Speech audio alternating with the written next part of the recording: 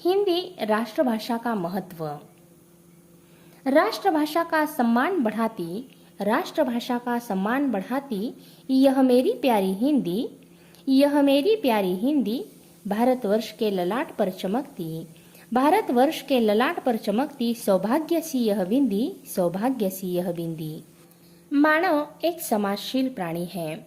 समाज के साथ संपर्क रखना उसके लिए जरूरी है और संपर्क रखने का उत्कृष्ट साधन है भाषा। भाषा द्वारा मनुष्य अपने विचारों के आदान प्रदान के साथ अपना विकास कर सका है। हिंदी भाषा घर की बहू, संस्कृति की भगिनी और अन्य भाषाओं की सखी कहलाई जाती है। हिंदी यह जन जन के संपर्क की भाषा है, इसलिए हिंदी राष्ट्रभाषा पद की अधिकारिणी है।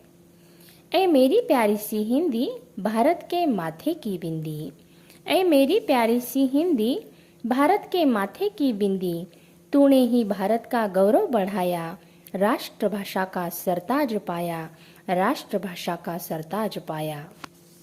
कुछ तत्वज्ञ हिंदी को भारतवर्ष की बिंदी मानते हैं। हिंदी साहित्यिक दृष्टि से भी संपन्न है। सरलता, संक्षिप्तता, सुस्पष्टता आदि गुणों के कारण उसका उपयोग प्राचीन समय से ही किया जा रहा है।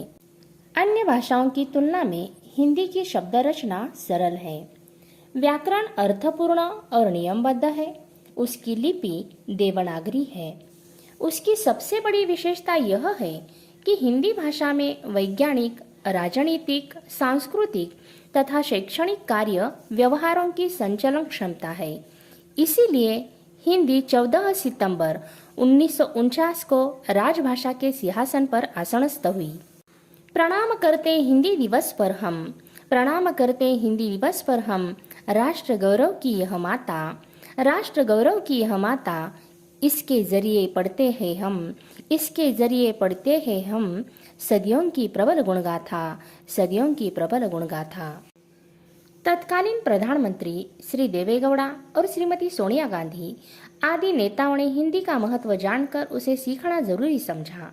आज़ादी के पहले जो नारे लगाए गए, जैसे कि तुम मुझे खून दो मैं तुम्हें आज़ादी दूंगा, चले जाओ चलो दिल्ली, ऐसे नेताओं ने लगाए नारों से हिंदी भाषा के महत्व में चार चांद लग गए।